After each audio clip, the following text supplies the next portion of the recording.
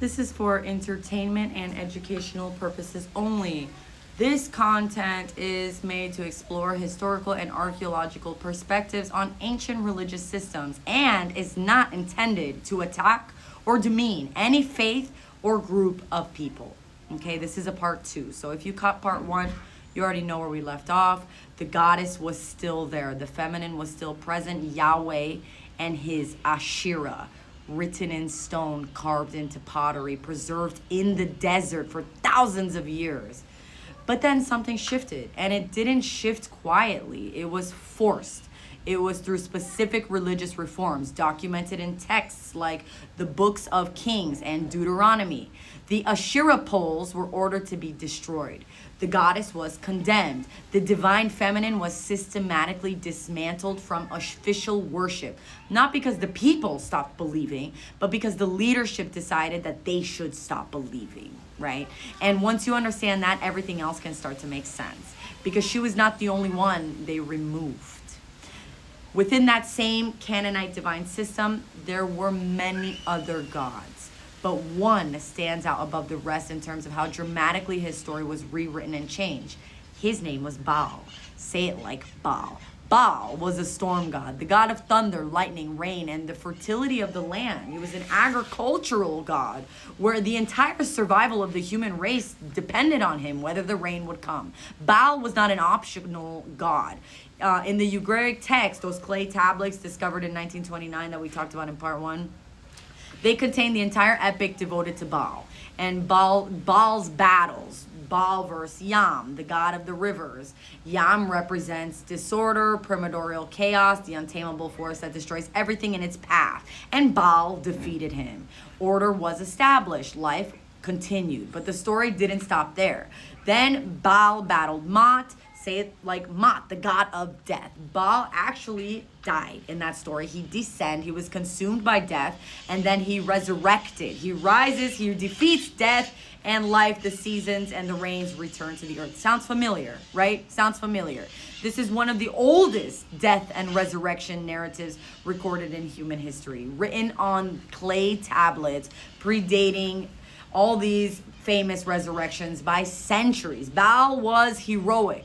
He was a protector of life. He had a palace that was named after him on Mount Zaphon, which was understood as an access point, the place where the divine realm and the human world met.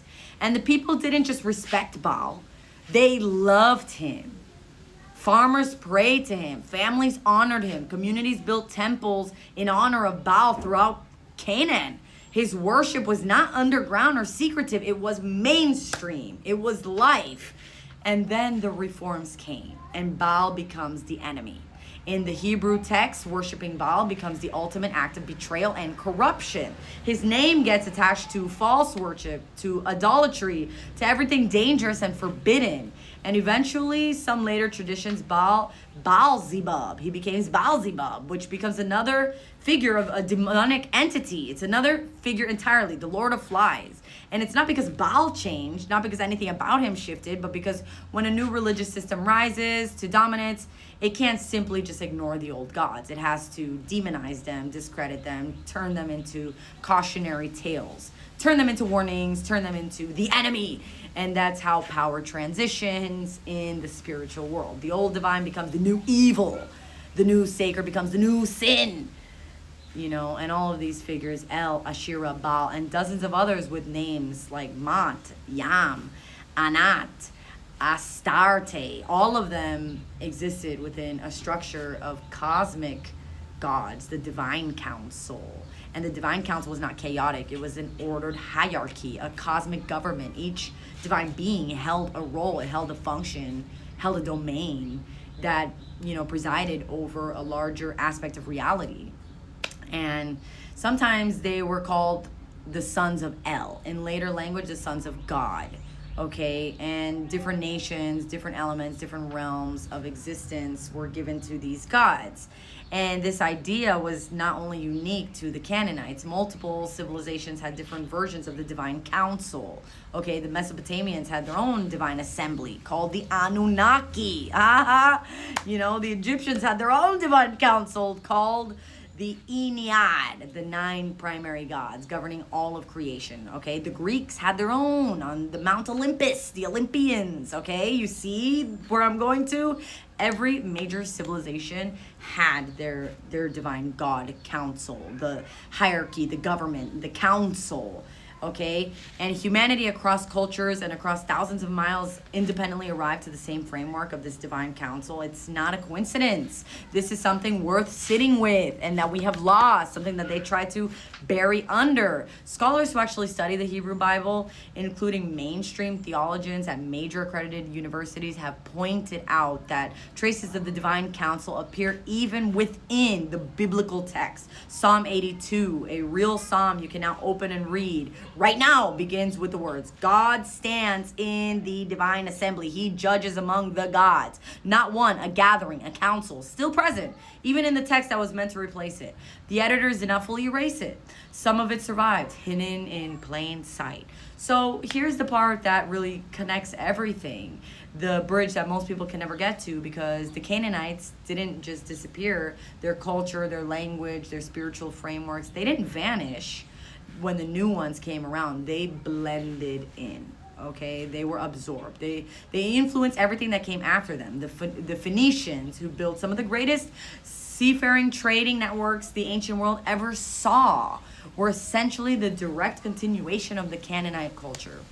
The Phoenicians carried the Canaanite religion, the Canaanite language, the Canaanite gods across the entire Mediterranean, all the way to North Africa, all the way to Spain, to the islands and the sea, all around. The Canaanite spiritual world did not die. It transformed, it traveled, and the Israelites who emerged from the same Levantine region were not separate from the Canaanite culture. They were deeply intertwined with it. The Hebrew language itself is classified by linguistics as a Canaanite dialect. The early Israelites worshipped at the same high places, used the same sacred poles. The Asherah poles honored many of the same divine figures under different names and different frameworks. The separation was not immediate, it was gradual, and it was slow. It was political. It was enforced through reform after reform after reform over centuries.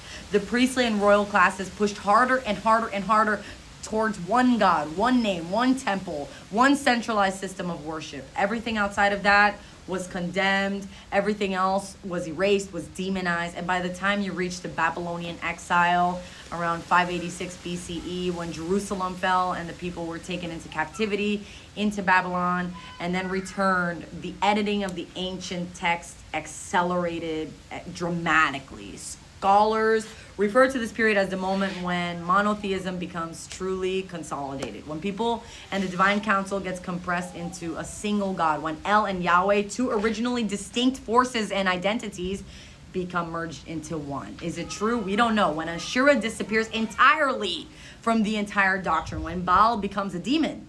When the plural becomes singular. When the council becomes a throne room with one occupant. This is the version of the belief system that travels forward through centuries, gets codified into Canaan, gets carried through generations of diaspora, through the development of the rabbinical Judaism after the destruction of the Second Temple in 70 CE, through the centuries of exile and preservation, through the texts and traditions and the oral teachings, and eventually they finally reach the Khazarian Empire. And that is the critical point that changes everything about how you look at this story. When the Khazarian ruling class actually converted into Judaism somewhere around the 8th or 9th century. They're not stepping into an ancient untouched religion straight from source. They're stepping into a belief system that has already been through thousands of years of reconstruction and reform, thousands of years of political editing, thousands of years of priestly shaping and royal agendas and exile and reconstruction. The divine council is gone from official teachings. The God is gone. The storm god is a demon. The plural divine has been collapsed into one singular God. The Khazarians step into that version, that layered, rewritten, compressed, canonized version. They did not create the edits, they inherited them. So when the people point to the Khazarians as the origin of something hidden or distorted in religious history, the deeper truth really is that whatever is hidden or distorted came thousands of years before the Khazarians. And the Khazarians just walked into the story that already had multiple